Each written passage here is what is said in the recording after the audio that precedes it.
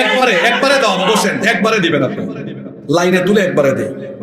আজ আপনি রাজনীতির জন্য, দল কালামি করে, দুনিয়াবি স্বার্থের জন্য, পদের জন্য যদি চুপচাপ থাকেন, তো দেশের মানুষ আপনাকে চিনে রাখবে আপনি জাতীয় গাদ্দার, আপনি জাতীয় মুনাফিক। লূত নবীর স্ত্রী যেভাবে সমকামী না হয়েও সমকামিতাকে সমর্থন দেওয়ার কারণে গজবে নিপতিত হয়েছে, আপনার মতো চেহারা সুরতে ভালো মানুষের বেশ ধরে যারা অন্যায় না করেও চুপচাপ থেকে অন্যায়কে যারা সমর্থন দিচ্ছেন, আল্লাহর কসম, আল্লাহর কুরআন হাতে নিয়ে বলছি, গজব থেকে আপনি বাঁচতে পারবেন না। দলাদলি বাদ দেন, দল কানামি বাদ দেন, স্বার্থ, ক্ষমতা সব আপাতত ভুলে যান।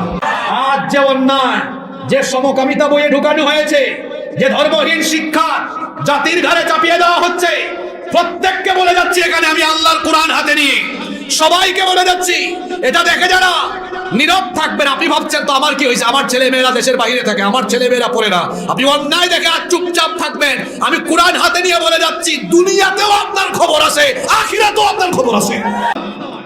আর 14 কোটি মুসলমানের এই দেশে, আসমানের নিচে, জমিনের উপরে, এই বাংলাদেশের মুসলমানদের ছেলে মেয়েগুলাকে সমকামী বানানোর জন্য ট্রান্সজেন্ডারের মতো বিষাক্ত বিষয় আমাদের ছেলে মেয়েদের স্কুল মাদ্রাসার পাঠ্য বইয়ে ঢুকিয়ে দিয়ে আমাদের পরবর্তী প্রজন্মকে লূত আলাইহিস সালামের অসভ্য উম্মতের মতো চরিত্রহীন লম্পট বদমাশ সমকামী বানানোর অপচেষ্টা চলছে, বরদাস্ত করবে না দেশের মানুষ। সাইয়েদনা লূত আলাইহিস সালাম, তিনি হচ্ছেন আমাদের জাতির পিতা। সাইয়েদনা ইব্রাহিম খলিলুল্লাহ, ইব্রাহিম আলাইহিস সালামের ভাতিজা, তিনি তার চাচার সঙ্গে ইরাকের বাবেল নগরী থেকে হিজরত করে ফিলিস্তিনে অবস্থিত বাইতুল মুকাদ্দাসের নিকটবর্তী এলাকা কেনানে হিজরত করে এসেছিলেন। সাইয়েদনা লূত আলাইহিস সালামকে রব্বুল আলামিন ফিলিস্তিন এবং জর্ডানের মধ্যবর্তী এক অঞ্চল, যে অঞ্চলকে বলা হয় সাদুম অঞ্চল, ওই সাদুম অঞ্চলে বড় বড় 5টা শহর ছিল। সেই সাদুম অঞ্চলের জন্য লূত আলাইহিস সালামকে যিনি নবী হিসাবে প্রেরণ করলেন, গলার আওয়াজ বড় করে সবাই বলেন তিনি কি? তার সেই সম্প্রদায়ের লোকেরা আল্লাহর সাথে শিরক এবং কুফরে নিমজ্জিত হওয়ার পাশাপাশি সেই সম্প্রদায়ের লোকেরা সমকামিতার মতো জঘন্য গুনাহে লিপ্ত হয়েছিল। আল্লাহ তাআলা তাদের সংশোধনের জন্য সাইয়েদনা লূত আলাইহিস সালামকে পাঠালেন। সাইয়েদনা লূত আলাইহিস সালাম, তিনি তার কওম, তার উম্মতকে এসে সাবধান করলেন, সতর্ক করলেন, তাদেরকে তিনি দাওয়াত দিলেন। কোরআনুল কারীমের 7 নম্বর সূরা, সূরাতুল আরাফের 80 নম্বর আয়াত থেকে আল্লাহ তাআলা বলছেন, ওয়ালুতান إذ قال لقومه أتأتون الفاحشة ما سبقكم بها من أحد من العالمين। আল্লাহ তাআলা বলছেন, স্মরণ করো লূত আলাইহিস সালামের কথা। তিনি যখন তার সম্প্রদায়কে বললেন, হে আমার সম্প্রদায়, হে আমার জাতির লোকেরা, তোমরা তোমাদের যৌন চাহিদা নিবারণের জন্য তোমরা যে কাজ আরম্ভ করেছো, এই জঘন্য গুনাহ তোমাদের আগে এই দুনিয়াতে কেউ আর করে নাই। কেন অসভ্যের মতো এই জঘন্যতম গুনাহে তোমরা লিপ্ত হয়েছো? তিনি তার কওমকে আরো বলেছিলেন, ইন্নাকুম লাতাতুনার রিজালা শাহাওয়াতাম মিন দুনিন নিসাই বাল আনতুম কওমুম মুসরিফুন। তোমরা তোমাদের যৌন চাহিদা নিবারণের জন্য পুরুষ হয়ে পুরুষের কাছে যাচ্ছ, নারীর কাছে যাওয়ার দরকার ছিল চলে যাচ্ছ পুরুষের কাছে। তোমরা যে ঘৃণ্য কাজ আরম্ভ করেছো, তোমরা সীমা লঙ্ঘনকারী জাতিতে পরিণত হয়েছো। তোমরা আল্লাহর দেওয়া নিয়মের ব্যত্যয় ঘটিয়ে সীমা লঙ্ঘন জাতিতে পরিণত হয়েছো। তোমরা যে কাজ আরম্ভ করেছো, সেই কাজ দুনিয়াতে তোমাদের আগে কেউ করে নাই। সংশোধন হয়ে যাও, আল্লাহকে ভয় করো। তিনি যখন তার কওমকে এই দাওয়াত দিলেন, তার কওমের লোকেরা তার সাথে কেমন আচরণ করলো আল্লাহ তাআলা কোরআনে কারীমে বললেন। তারা জবাব দিল, ওয়ামা কানা জওয়াব কওমিহি ইল্লা আন ক্বালু আখরিজুহুম মিন ক্বরয়াতিকুম ইন্নাহুম উনাসুন ইয়াতাতাহহারুন। তারা জবাব দিয়েছিল, এই লূতকে আমাদের এলাকা থেকে বের করে দাও। সে এত পবিত্র মানুষ, এরকম পবিত্র মানুষকে আমরা আমাদের এলাকায় দেখতে চাই না, তাকে আমাদের এলাকা থেকে বের করে দাও। প্রথম বিরোধিতা এলাকা থেকে বের করে দাও, আমাদের এলাকায় সে যেন না থাকে। এমনকি তারা আরো বলেছিল, লূত আলাইহিস সালাম তাদের এই হুমকি ধামকির পরোয়া না করে তিনি তাদেরকে আবারও দাওয়াত দিলেন। ক্ষিপ্ত হয়ে তারা কি বলেছিল শুনেন, সূরা শুআরার 167 নম্বর আয়াতে আল্লাহ তুলে দিলেন, লা ইল্লাম তানতাহি ইয়া লূত লাতাকুনান্না মিনাল মুখরাজিন। তুমি যদি তোমার এই দাওয়াত বন্ধ না করো, আমাদের এলাকা থেকে তোমাকে বহিষ্কৃত হতে হবে।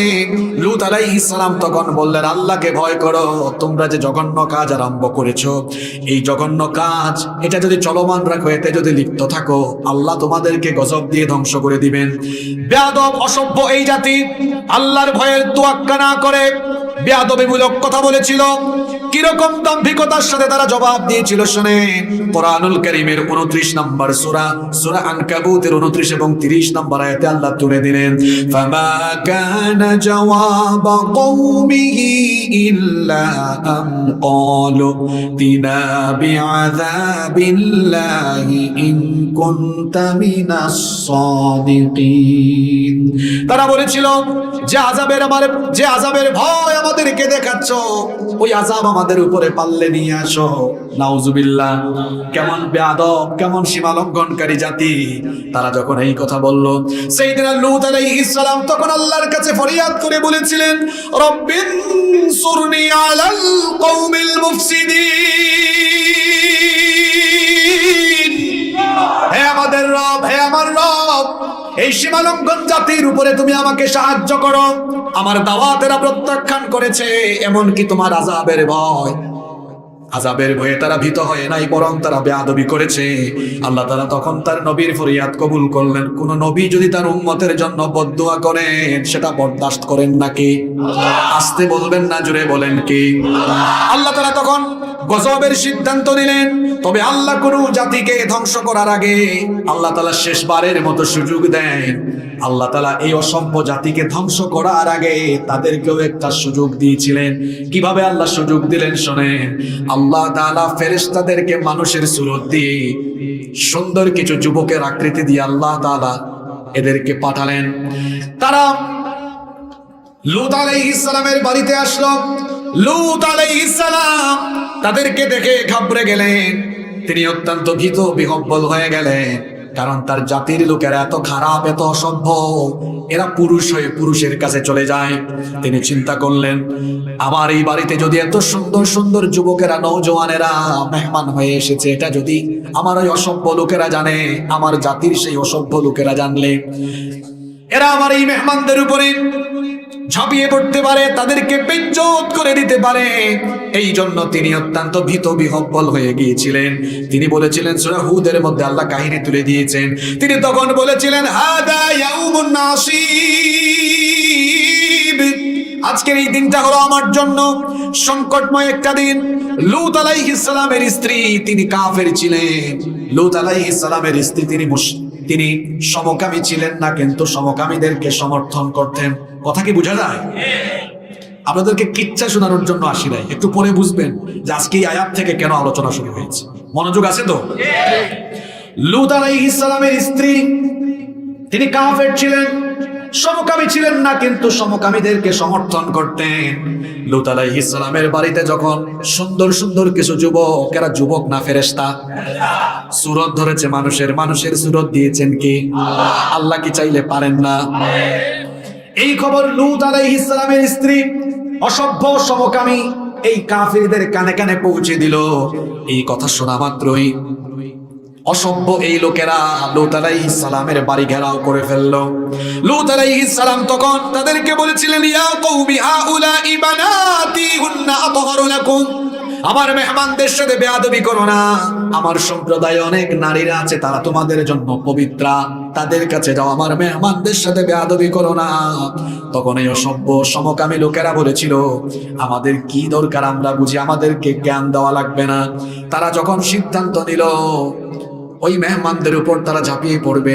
লূত আলাইহিস সালাম তখন বললেন, আজ যদি আমার প্রতিরোধের শক্তি থাকতো তো তোমাদেরকে প্রতিরোধ করতাম, বাধা দিতাম, কিন্তু সেই সামর্থ্য আমার নাই। ফেরেশতারা তখন আসল তথ্য ফাঁস করে দিলেন। ফেরেশতারা বললেন, হে আল্লাহর নবী লূত, আপনি ঘাবড়ে যাবেন না, আপনি চিন্তিত হবেন না। আপনি আমাদেরকে মানুষের সুরতে দেখছেন, কিন্তু আমরা মানুষ নই, আমরা আল্লাহর পাঠানো ফেরেশতা। আপনি ভয় পাবেন না, এরা আমাদের ধারে কাছেও আসতে পারবে না, আসার আগেই এরা গজবে শেষ হয়ে যাবে। আমাদেরকে আল্লাহ মানুষের সুরত দিয়ে পাঠিয়েছেন, কারণ আল্লাহর দয়া মানুষের উপরে কম না বেশি। আল্লাহ শেষবারের মতো তাদেরকে পরীক্ষা করতে চাইলেন। এই পরীক্ষায় তারা ফেল করেছে। আপনার জন্য সংবাদ হলো, আপনার স্ত্রী ছাড়া বাকিদেরকে নিয়ে আপনি আজকে রাত পোহাবার আগে, ভোর হওয়ার আগে এলাকা থেকে চলে যান, কারণ এই এলাকাকে গজব দিয়ে ধ্বংস করার সিদ্ধান্ত ইতিমধ্যে যিনি গ্রহণ করেছেন তিনি কি? লূত আলাইহিস সালাম ফেরেশতাদের এই কথা শুনে সঙ্গে সঙ্গে তিনি তার স্ত্রীকে বাদ দিয়ে বাকি সদস্যদেরকে নিয়ে ঘর বাড়ি ছেড়ে রওনা করলেন। হিজরতের উদ্দেশ্যে তিনি পথ চলা আরম্ভ করলেন। ফেরেশতারা বললেন, পিছনে তাকাবেন না, এলাকা ছেড়ে চলে যান, কারণ প্রত্যুষেই ভোরবেলা গজব আসবে যার তরফ থেকে তিনি কি? লূত আলাইহিস সালাম তার স্ত্রী ছাড়া অন্যদেরকে নিয়ে রওনা হলেন। ঠিক সকালবেলা গজব চলে আসলো। কেমন গজব শুনে, সেই জমিনে বসবাসরত সকল সমকামী এবং সমকামীদের মদতদাতা আর তাদেরকে সমর্থনকারী লোকদেরকে আল্লাহ তাআলা জমিনটা উপরে উঠায়া একটা আছাড়ে দিয়ে জমিনের উপরকে নিচে, নিচকে উপরে উঠায়া গোটা জমিনটাকে উল্টায়া দিয়া ওই জনপদকে যিনি ধ্বংস করে দিয়েছেন তিনি কি? কথা শুনতেছেন তো আমার? একটা সেকেন্ড নষ্ট করবেন না, আপনারা আমাকে সহায়তা করেন। এই যে সমকামীরা ধ্বংস হলো, কিন্তু লূত আলাইহিস সালামের স্ত্রী একজন নবীর স্ত্রী, তিনি তো সমকামী ছিলেন না, তিনি শুদ্ধ কেন আল্লাহর গজবে পতিত হলেন? কেন হলেন? কথা বলেন।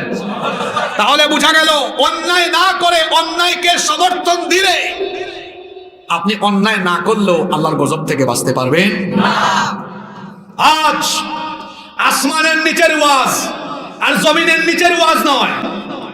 আর 14 কোটি মুসলমানের এই দেশে আসমানের নিচে জমিনের উপরে এই বাংলাদেশের মুসলমানদের ছেলে মেয়েগুলাকে সমকামী বানানোর জন্য ট্রান্সজেন্ডারের মতো বিষাক্ত বিষয় আমাদের ছেলে মেয়েদের স্কুল মাদ্রাসার পাঠ্য বইয়ে ঢুকিয়ে দিয়ে আমাদের পরবর্তী প্রজন্মকে লূত আলাইহিস সালামের অসভ্য উম্মতের মতো চরিত্রহীন লম্পট বদমাশ সমকামী বানানোর অপচেষ্টা চলছে। বরদাস্ত করবে না দেশের মানুষ।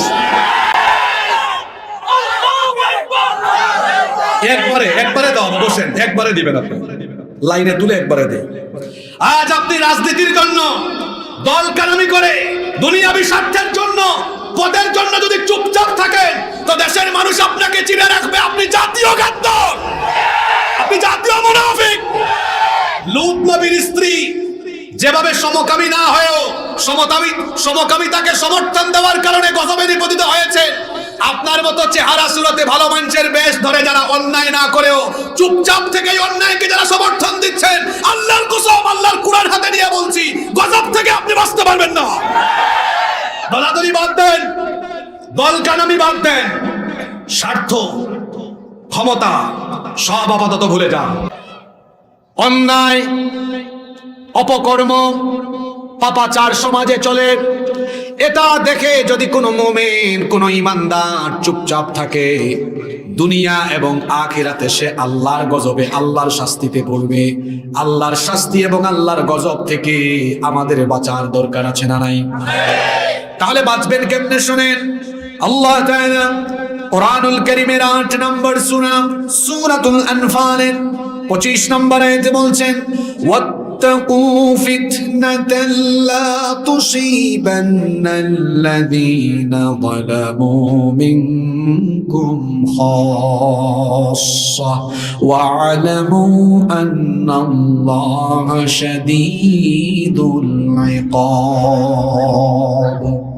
আল্লাহ তাআলা বলছেন, সতর্ক হয়ে যাও, সাবধান হয়ে যাও সেই সকল বালা মুসিবত থেকে যা শুধুমাত্র বিপদ মুসিবতের কারণ যারা তাদের উপরেই নাজিল হবে না, বরং সমাজের অন্যায় অত্যাচার দেখে যারা চুপচাপ থাকবে তাদের উপরেও সেই গজব আসবে যার তরফ থেকে তিনি কি।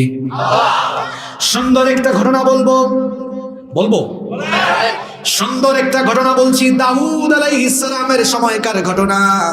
দাউদ আলাইহিস সালামের মুজিজা ছিল, দাউদ নবীকে আল্লাহ তাআলা এত সুন্দর ভয়েস, এত সুন্দর কণ্ঠ দিয়েছিলেন, তিনি তার উপরে নাজিল হওয়া জাবুর যখন তেলাওয়াত করতেন, তার তেলাওয়াতের মাধুর্যতায় উড়ন্ত জিনেরা উড়ন্ত অবস্থা বন্ধ করে নদী আর সাগরের মাছেরা কিনারায় উঠে তার তেলাওয়াত শোনার জন্য পাগল পাড়া হয়ে যেত। দাউদ আলাইহিস সালামের সময়ের লোকেরা, তার উম্মতের মানুষ, মাছ ধরে জীবিকা নির্বাহ করত। সাগরের তীরে, সাগরের তীর ঘেঁষা অঞ্চল হওয়ায় মাছ ধরে মাছ বিক্রি করে তারা জীবিকা নির্বাহ করত। শনিবারের দিনে মাছ ধরা নিষিদ্ধ ছিল। এই আইনটা কার? আসতে বলবেন না, পুরুষ মানুষের মতো সবাই বলেন আইনটা কার? শনিবারের দিনে মাছ ধরা নিষিদ্ধ ছিল, কিন্তু আল্লাহর আইন কেউ মান্য করে দাউদ আলাইহিস সালামের উম্মতের লোকেরা মাছ ধরলো। আর এই মাছ ধরাকে কেন্দ্র করে বনি ইসরাইলের মধ্যে 3 শ্রেণীতে মানুষ ভাগ হয়ে গেল। জুড়ে বলেন কয় শ্রেণী? আল্লাহ তাআলা এই ঘটনা কোরআনে কারীমে ইরশাদ করছেন। কোরআনুল কারীমের 2 নম্বর সূরাতুল বাকারাহ 65 নম্বর আয়াতে আল্লাহ বলছেন, ওয়ালাকাদ আলিমতুমুল্লাযীনা আতাদাউ মিনকুম ফিস সাবতি ফাকুলনা লাহুম কুনু কিরাদাতান খাসিঈন। অবশ্যই শনিবারের ঘটনা তোমাদের জানা আছে। এই শনিবারের বিধান লঙ্ঘনকারীদেরকে ধ্বংস করে দিয়েছেন কে? ঘটনাটা মনোযোগ দিয়ে শোনেন। কথায় আছে, শেষ ভালো যার সব ভালো। শনিবারে মাছ ধরা নিষিদ্ধ। শনিবারের দিন সাপ্তাহিক ইবাদতের দিন, ইহুদিদের জন্য ছিল সেটা সেই সময়। এই আইনটা কার? অভিশপ্ত ইহুদিরা চিন্তা করলো আল্লাহ শনিবারে মাছ ধরা নিষিদ্ধ করেছেন, আমরা শনিবারে মাছ ধরবো না। আমরা আইল দিয়ে, আপনারা কুমিল্লায় আইল বুঝেন? বুঝেন না?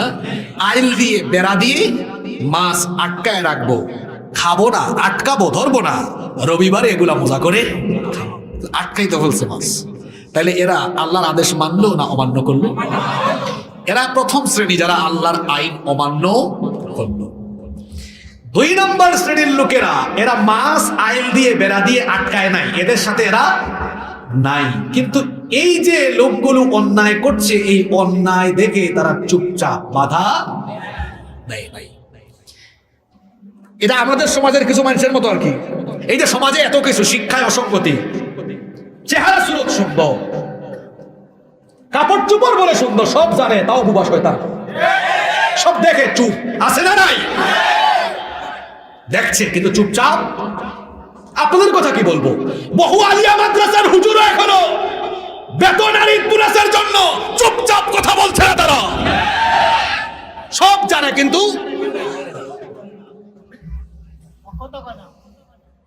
কয় নাম্বার শ্রেণী এরা? মাথা ঠিক আছে তো আপনাদের? কোন জায়গায় আছি মনে আছে তো? 3 নম্বর আরেক শ্রেণী, এরাও মাছ ধরাতে নাই, কিন্তু এরা সচেতন। যারা আটকাই দিয়েছে তাদেরকে গিয়া কয়, এই আল্লাহ নিষেধ করেছে, তোরা মাছ আটকাস কেন? তাহলে এরা অন্যায় করে নাই, ঠিক আছে, কিন্তু অন্যায় সমর্থন করে নাই দেখে বাধা। কয় শ্রেণী? জোরে বলেন কয় শ্রেণী? 1 নাম্বার মাছ, জোরে বলতে হবে, যুবকরা যুবকের মতো কথা বলো, মাছ। 2 নাম্বার ধরে নাই, কিন্তু ধরে নাই, বাধাও। 3 নাম্বার ধরে নাই কিন্তু বাধা। কয়টা শ্রেণী? আল্লাহ তাআলা তৃতীয় শ্রেণীর লোকদেরকে গজব থেকে বাহিরে রাখলেন। কয় নাম্বার শ্রেণী? এরা কারা? ধরে নাই, আবার বাধা, এদেরকে আল্লাহ বাদ দিলেন। বাদ দিয়া বাকি থাকলো কয় শ্রেণী? এই 2 শ্রেণীর 70,000 ইহুদিকে, যুবকগুলোকে আল্লাহ তাআলা বানর বানালেন, আর বাকিদেরকে আল্লাহ তাআলা শূকরে পরিণত। 70,000 ইহুদিকে বানর এবং শূকরে পরিণত করা হলো। এখন আপনাদের প্রশ্ন হলো, এই 2 শ্রেণীর মধ্যে তো 1 শ্রেণী আছে এরা মাছ ধরাধরিতে, তাহলে এরা কেন এই বিপদে পড়বে? জোরে বলেন, জোরে বলেন।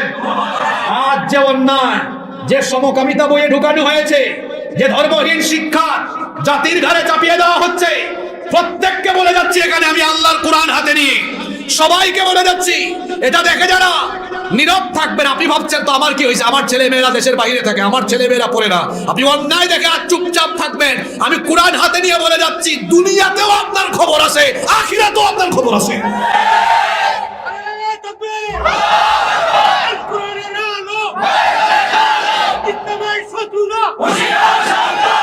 আপনারা কি আল্লাহর গজব থেকে বাঁচতে চান? আমরা কি চাই আমাদের সন্তানরা সমকামী, অসভ্য, বদমাইশ এবং ধর্মহীন হয়ে যাক? আপনারা কি চান? আপনারা কি চান?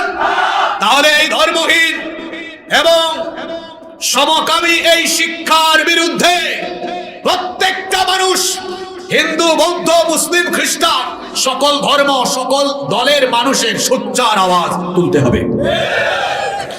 দেখেন না, গত বছর ঢুকিয়ে দিয়েছিল বিবর্তনবাদ, মানুষ নাকি ছিল বান্দরের জাত।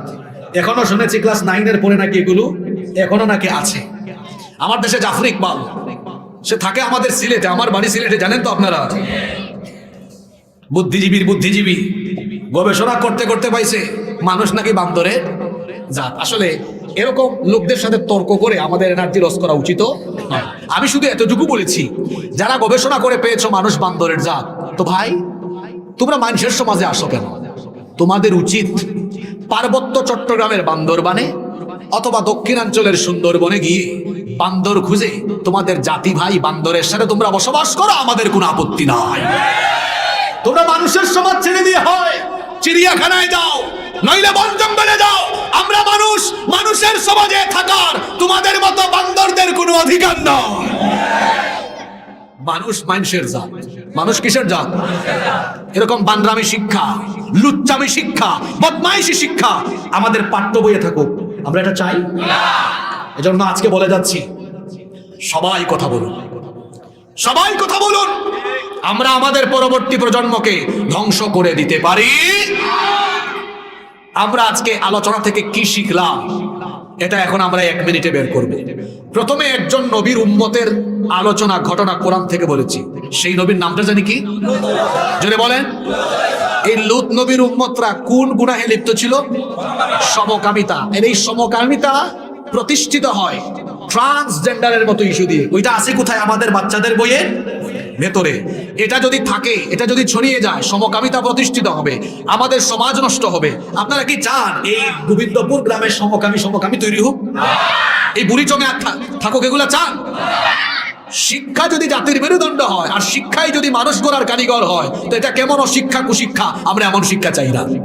সর্বশেষ আমরা কোরআন থেকে আরো এক নবীর উম্মতের ঘটনা শুনেছি। নবীর নামটা জানি কি? এই নবীর উম্মত, এরা আরেকটা গুনাহ করে ধ্বংস হয়েছে। এদের মধ্যে এক শ্রেণী ছিল অন্যায় করে নাই কিন্তু অন্যায় বাধা দেয় নাই। তাহলে আমরা অন্যায় দেখে বাধা না দিয়ে অন্যায়ের বিরুদ্ধে কথা বলবো, পারবো তো ইনশাআল্লাহ? ইনশাআল্লাহ। জাতির খুব সংকট চলছে, আপনাদের পায়ে ধরে বলে যাচ্ছি, আল্লাহর হস্তে আপনারা নীরবতা ভঙ্গ করুন। যদি আপনারা নীরব থাকেন, আপনাদের ছেলে মেয়েরা, আপনাদের নাতি নাতনিরা ধ্বংস হয়ে যাবে। পা ধরে বলে যাচ্ছে, আপনারা সচেতন। সময় চলে যাচ্ছে। যদি আপনারা কথা না বলেন, নীরব হয়ে যান, বিশ্বাস করেন, ধ্বংস হয়ে যাবে আপনার পরবর্তী প্রজন্ম। যারা আপনাদেরকে বুঝায় তাদের অসুবিধা নাই, আমি তো আগেই বলেছি, খোঁজ নিয়ে দেখেন ওদের বাচ্চারা সব কি মিথ্যা বলেছি? খোঁজ নিয়ে গিয়া দেখেন, ওদের সাথে আমাদের চলাফেরা আছে, তো পরিচয় আছে, অনেক কি চিনি জানি। এরকম আমাদের সন্তানদেরকে বাঁচানো দরকার। আমাদের কওমি মাদ্রাসার ভাইদেরকে আমরা বলবো, আপনাদেরকে আমি প্রথমে ধন্যবাদ জানাবো। আপনারা জাতির এই ক্রান্তি লগ্নে আপনারা উদারতার পরিচয় দিয়েছেন। আপনারা এই শিক্ষাক্রম নিয়ে কথা বলছেন শুরু থেকে, আমি ধন্যবাদ জানাচ্ছি আপনাদেরকে। পাশাপাশি আপনাদের কাছে আমি অনুরোধ রাখবো, ভাইরা, শুধু বক্তব্য দিয়ে আপনারা আপনাদের দায় এড়াবেন না, আপনারাও মানুষকে সচেতন করুন। কারণ যদি শুধু আলিয়া মাদ্রাসা ধ্বংস হয়, মনে রাখবেন একটা শেষ হলে আরেকটা আসবে। যদি আপনারা এই কথাটা না বুঝেন, তাহলে একটু ইঙ্গিত দিয়ে বুঝিয়ে দেই। এদেশের এক হুজুর ছিলেন, যে হুজুর সমস্ত অন্যায় অপরাধের বিরুদ্ধে বলিষ্ঠ কণ্ঠস্বর ছিলেন, তাকে যখন কবজা করে ফেলা হয়েছে, বাকিরা চুপ ছিলেন, বাকিরা ভেবেছিলেন অসুবিধা নাই, আমাদের কিছু হবে। দেখা গিয়েছে এখন কেউ বাকি। আমি নাম বললাম না, ইঙ্গিত দিয়ে গেলাম। আজ যদি আপনারা কিছুদিন বক্তব্য দিয়ে চুপচাপ হয়ে যান, আমাদের দর্শে নিজামির উপরেও পরবর্তীতে হাত দেওয়া হবে। যারা আওয়ামী লীগ করেন, যারা বিএনপি করেন, যারা জাতীয় পার্টি, যে যে দল করেন, সব ভুলে যান। আপনি আওয়ামী লীগ করেন তো কি হয়েছে? আপনার ছেলে মুন্না মুন্নি হয়ে যাক, আপনার মেয়ে মুন্নি মুন্না হয়ে যাক, কি আপনি চান নাকি এটা?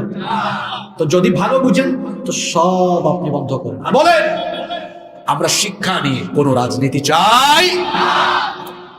আমার কথায় কেউ যদি কষ্ট পেয়ে যান, আল্লাহর ওয়াস্তে আমাকে মাফ করে দিবে। আমি আমার ব্যক্তির স্বার্থে কোনো কথা বলিনি, সব আল্লাহর দ্বীনের স্বার্থে কথা বলছি। আল্লাহ আমাদের সবাইকে বুঝার তৌফিক দিন। আপনারা খুব ভদ্র মানুষ, আমার মনে থাকবে আপনাদের কথা।